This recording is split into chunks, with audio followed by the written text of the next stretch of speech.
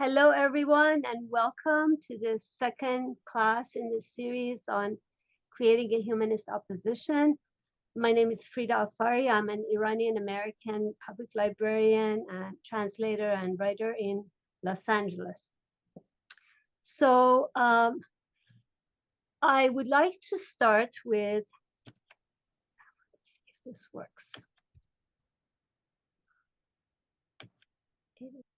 We discussed the concept of humanism, the idea of humanism, the idea that people can come together around universal concepts and ideals and use their reasoning ability to resolve problems. And we took up three key concepts from one from Immanuel Kant from the 18th century, concept of the categorical imperative, not treating yourself or others as mere means, but as ends in themselves. We took up the concept of alienated labor and alienation versus humanism in Karl Marx, and we took up the concept of difference in Audre Lorde.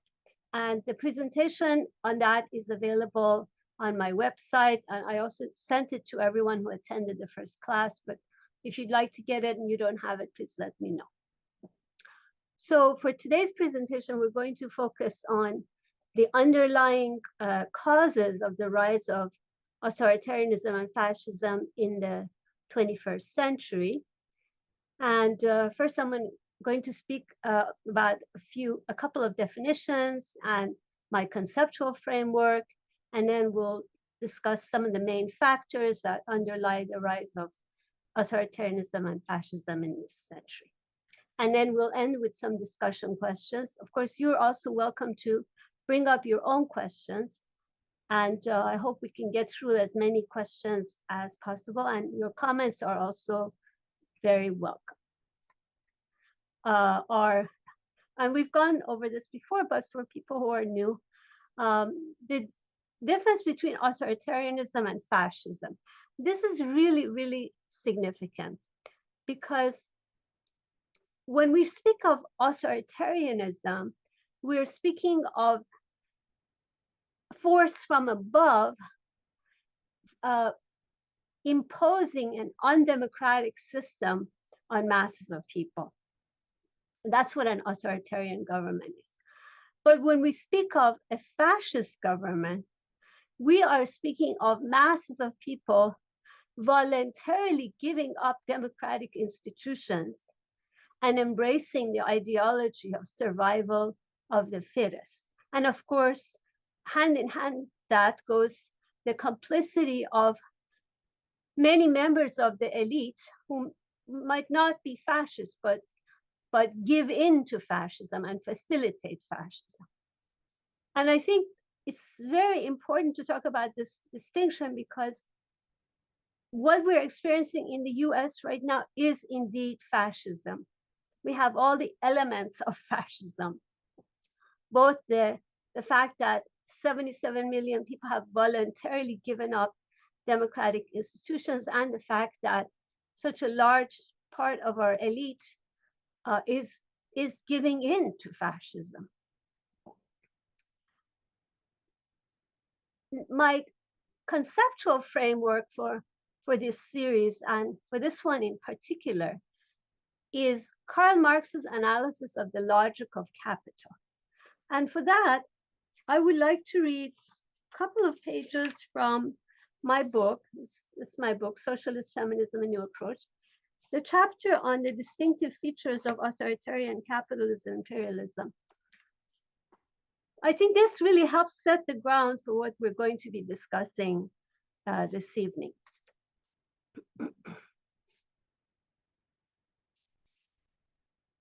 So it can be argued that capitalism in its essence is authoritarian. If we begin with Karl Marx's Capital and his economic and philosophical manuscripts of 1844, we will learn that capitalism is not simply an unjust mode of distribution. It is a mode of production based on alienated labor an extreme mental manual division of labor that turns work into a meaningless, undifferentiated, monotonous activity and turns the human being into a cog in a machine. Capitalist labor alienates us not only from the products of our labor, but also from our potential for free and conscious activity and from other human beings. Based on Marx's Capital, we can sum up the logic of capital in the following way. Alienated labor, which is not limited to factory or manufacturing labor, produces value, meaning monetary value, and leads to a system in which the goal becomes the expansion of value and a goal becomes the expansion of value as an end in itself. To meet this goal, capitalism introduces more and more machinery and technology to increase labor productivity and extract more and more surplus value from human or living labor. This process also leads to the concentration and centralization of capital in fewer hands, to the point where within a single country, Marx anticipated capital could even be concentrated or accumulated in the hands of a single capitalist or a single capitalist corporation. At the same time, this process leads to an imbalance for capitalism itself. Relatively more and more technology and machines are used at the expense of living human labor, which is the only source of monetary value. This imbalance leads both to an increasing rate of unemployment relative to investment and a tendency toward a decline in the rate of profit and periodic economic crises. These crises can lead to war between competing capitalist entities or states. Even without an outright war, in order to overcome crises, capitalism needs to resort to more and more authoritarian means, physically and ideologically, to extract more surplus value from labor and to quell the dissatisfied unemployed. These means can be seen in the use of slave labor and the prison industrial complex, more policing, and in general, greater militarization of society in life and in thought. However, there is more to why capitalism leads to authoritarianism. The logic of capital also promotes authoritarianism by devaluing critical and independent thinking. Its reduction of the concept of time to value production time devalues the time spent on thinking, analyzing, and performing labor that is outside the context of the accumulation of capital. It reduces thought itself to mathematical formulas or computer algorithms. It reduces human reason to the application of formulas and to calculation for pure and narrow self-interest, or what the sociologist Max Weber has called instrumental rationality. Marx thought that capitalism, by bringing workers together, would create the conditions for national and international solidarity among them, to uproot the system and replace it with a humanist alternative. At the same time, as a Hegelian dialectical philosopher, he was able to see that reality develops in contradictory ways, that capitalism can be very, very resilient, and that racism, sexism, intra-class divisions, and ideological conditioning are also used to divide the working class and all those who suffer from the ills of capitalism. Okay, so that is basically my conceptual framework when I speak of the logic of capital. And I think that can help us really understand the current situation that we're living through. So now, with all of those in mind, all of those concepts and ideas in mind, let's talk about the main factors underlying authoritarianism and fascism in the 21st century.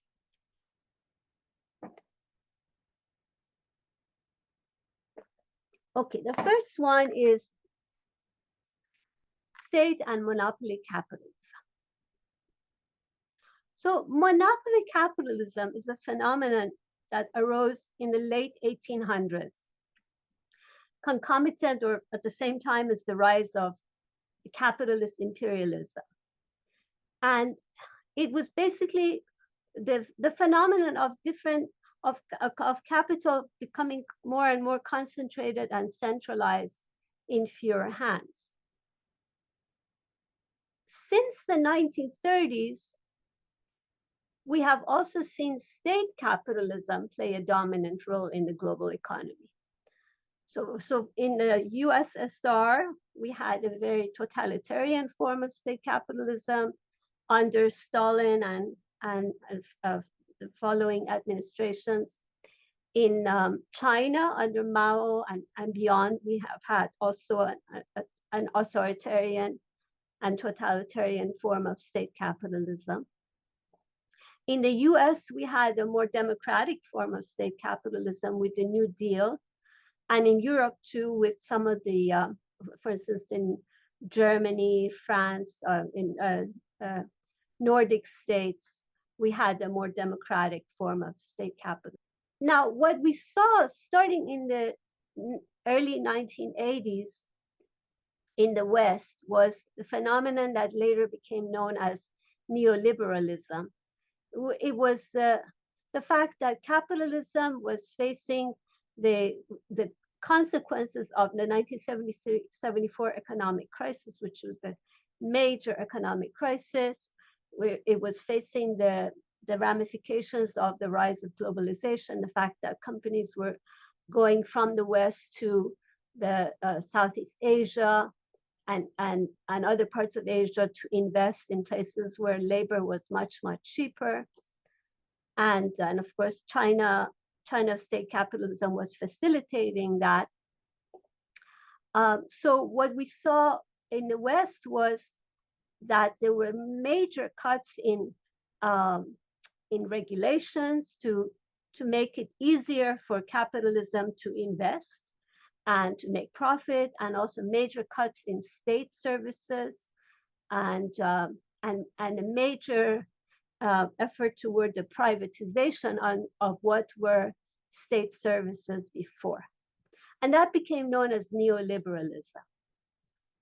But that phenomenon too faced its demise with the 2008 economic crisis, which showed that you really did need more regulation, not so much for the welfare of humanity, but so that states could really control the direction of the economy and prevent something like the repeat of the 2008 economic crisis. And so that was also a major turning point for the world economy. Today, what we're witnessing, in the US especially, is that monopoly capitalism is so much bigger than it ever was. I mean, this what we're facing with the big tech firms and the collaboration with the US government, and the way in which Elon Musk is taking over the US government and becoming the shadow president. I don't think anyone anticipated this extent of domination of monopoly capitalism in any society. And And of course, everyone knows about what Elon Musk has been doing with the so-called Department of Government Efficiency, and all the ways in which they're just creating these catastrophic cuts, both in the national budget and in the international budget. For instance, the USAID budget, which is really, I mean, the word catastrophic is an understatement. I mean, what these cuts are doing is creating the basis for mass murder. And we are just seeing the very, very beginning of it. And even in 2 weeks, they've destroyed what has taken years to establish. Now, when it comes to the other global superpowers, China and Russia, they're still state capitalist, and the reason both the U.S., China, and Russia are essentially state capitalists is that the state either owns or is involved in the control of a large share of the country's capital, or plays a major role in the economy and collaborates with private monopoly capitalists. I discuss this in more detail in chapter 2 of my book, and I discuss the work of various economists who argue that what we're facing globally is really the rise of state capitalism, and they discuss their reasoning for it. And I even cite Thomas Piketty, who says that we've never seen the level of state involvement in global economy as before. So we are living in the age of monopoly and state capitalism. Okay, the second factor I would like to take up is multipolar imperialism, or multipolar imperialist competition. In the 20th century, it was the Europe and the US and the USSR who were the basic global imperialist powers. And now, of course, China has been added to that group. And some of the examples of the ways in which we are seeing this global imperialist, multipolar imperialist competition are, for instance, the China's $6 trillion Belt and Road Initiative, which involves giving mainly loans to countries in the global south in exchange for allegiance to China. And of course, they're indebted monetarily to China through those loans. We've seen China's military exercises against Taiwan, Russia's brutal invasion of Ukraine and its role in the Middle East, most recently Syria, where it still has a military base and an air base. We have seen BRICS, the Brazil, Russia, India, China, South Africa economic alliance grow, and now it includes Iran as well, and a few other countries. And of course, we've seen the Russia-China alliance get stronger as trying to present themselves as a pole in opposition to US imperialism, and US and Europe. Concerning US imperialism, I think what needs to be said is that it became weaker in the 21st century, both because of the global competition from China and also because of the wars, US wars in Afghanistan and in Iraq, and the 2008 economic crisis. But of course, now what we're seeing with the new Trump administration is that he's calling for the military takeover of Panama. He wants to own Greenland. He wants to own Gaza or Gaza. He wants to annex Canada as the 51st state. And he's launching economic wars against friendly nations, and also, more intense economic war against China, and inviting military war with China as well. He's very, very belligerent. So that's all I wanted to say about the multipolar imperialist competition as a factor for the rise of authoritarianism and fascism. The next factor is mass incarceration and policing. In the 21st century, mass incarceration has become a major phenomenon. So I made a list of the countries that have huge prison populations in comparison to their general population. In the US, it's 1.8 million. China is plus 2 million, including 1 million in the Xinjiang province, who many of whom are in concentration camps.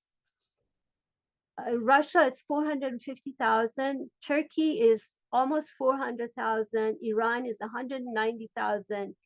Egypt, Syria was 128,000 before the fall of the Assad regime, but those prisons have been opened and many prisoners have been released. I should have called them dungeons, because as you saw on TV, they really were dungeons. Egypt is 120,000. This is just a small list. And of course, Gaza or Gaza was known as the world's largest open-air prison before Hamas's October 7 assault on Israel and then Israel's attack on Gaza. So, and of course, some people have fled Gaza, but there's still many people living in Gaza, and they don't want to leave, and they don't want Trump to come over and take over Gaza. They want to live in their country and become a state, gain their self-determination and independence. Highest prison execution rates are okay. They are in China, and then Iran, Egypt, Iraq, Saudi Arabia. We have the global migration crisis, which has become a weapon used by authoritarians and fascists. So we basically have 122.6 million refugee and displaced people worldwide right now. And that's the largest since World War II. They are fleeing wars, violence, and climate disaster. But the authoritarians and fascists, especially in the West, are using the opportunity to the fact that people in the countries that are receiving the migrants are upset. They're using this fact to turn the migrant population into criminals, to label them as criminals, and to create fear and hatred for their own benefit. And we're seeing that with our own eyes. The latest figures are that I think 60% of the US public supports what the Trump administration is doing with the mass deportations, which is of course now mass incarceration, because they're sending the deported migrants to Guantanamo prison. They're sending them to a very large prison in El Salvador.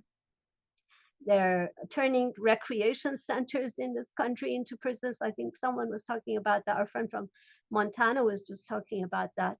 So mass deportation is really now mass incarceration.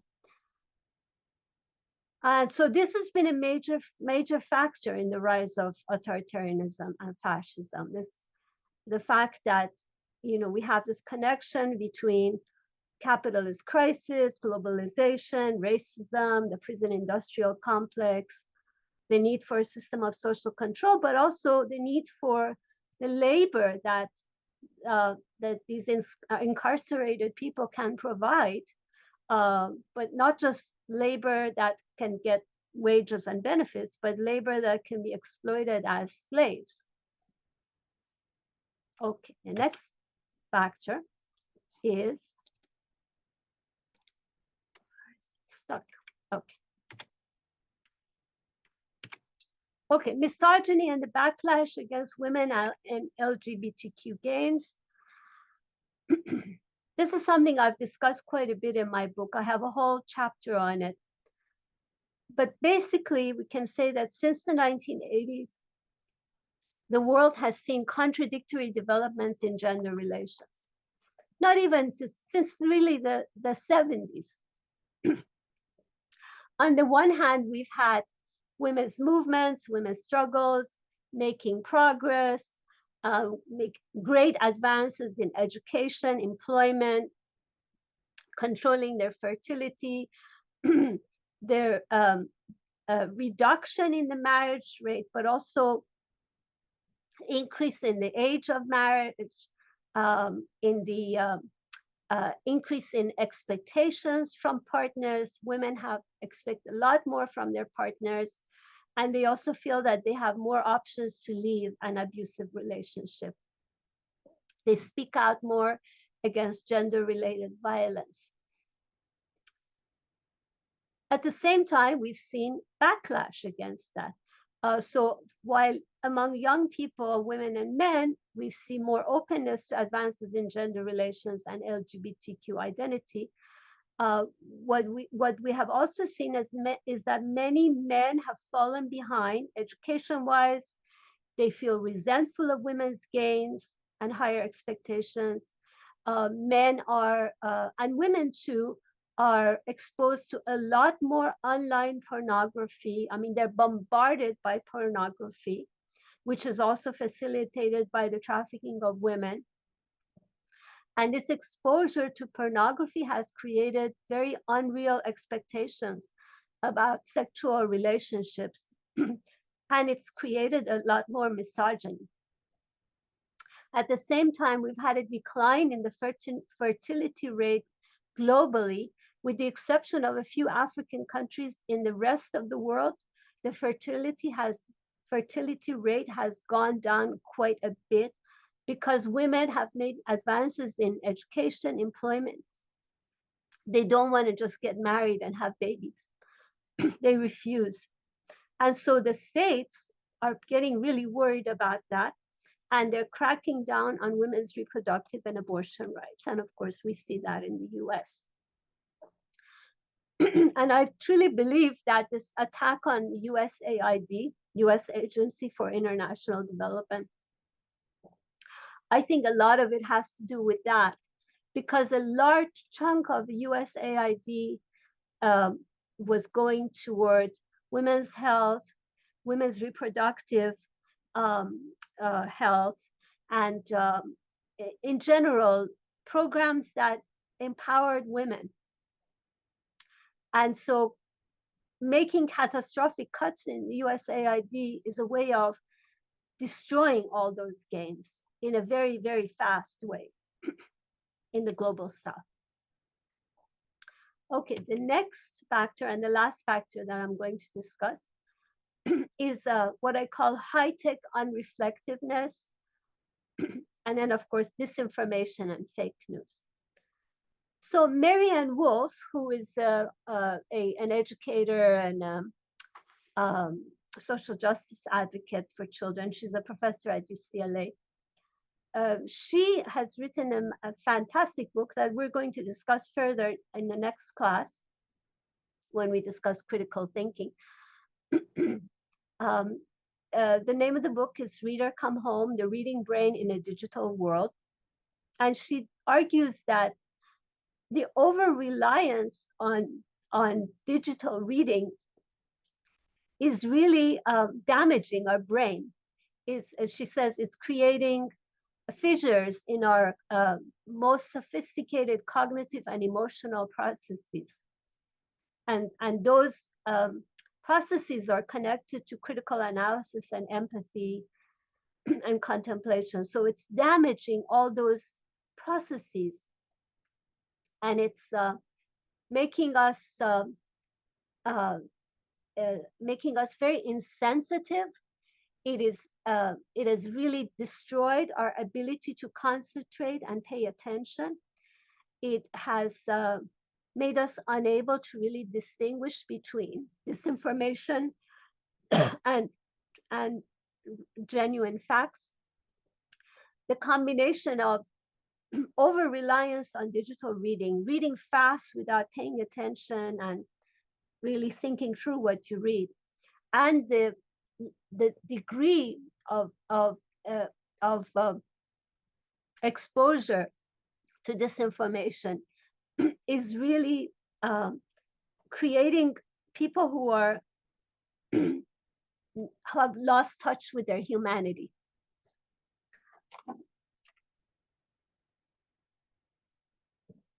And that's really what we're facing. We're facing an increasing number of people in this world who have completely lost touch with their humanity. They're not paying attention. They are not thinking through.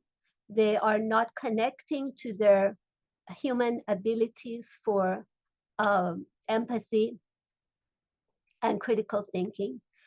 And so she argues that if we don't stop this trend, we are just going to destroy ourselves. But she argues that it's still possible to reverse this trend.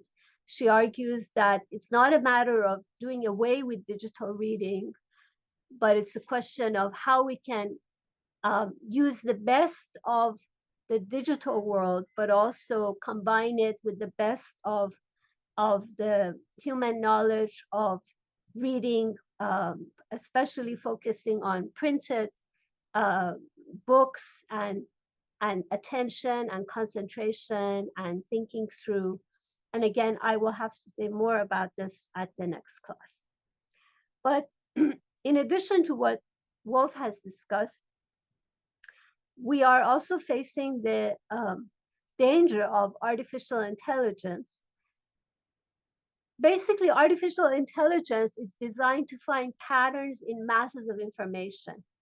Now, it doesn't matter whether the information is true or false. It just takes masses of information and finds patterns in it. And then based on that, it can also make predictions about the future. But what that is doing to us is that, first of all, it is exposing us to a lot more falsehoods. And it's also destroying our ability for critical thinking. I don't know if you've read about the conference on artificial intelligence that's happening in Europe right now in Paris. But based on the reports I've read, the leaders who are speaking at this conference are all saying, oh, we pay too much attention to regulating AI, and we pay too much attention to the possible dangers of AI. We don't have time for that anymore. Now, and even Vance, in his speech yesterday, said, I am not here to talk about AI safety. I am here to talk about getting ahead. And the European leaders are basically saying the same thing. They're saying there's too much money to be made in this. We don't have time to waste on thinking about how to use AI in a safe manner. We're just here to get ahead, innovate for the sake of competition and getting ahead in the money-making business. So this is the world we live in. These are, I would argue, the main factors that have really helped the rise and growth of authoritarianism and fascism in the 21st century. And so now I'm going to stop and see if you would like to ask some questions, and then maybe we could go over some of the questions that I have in my list.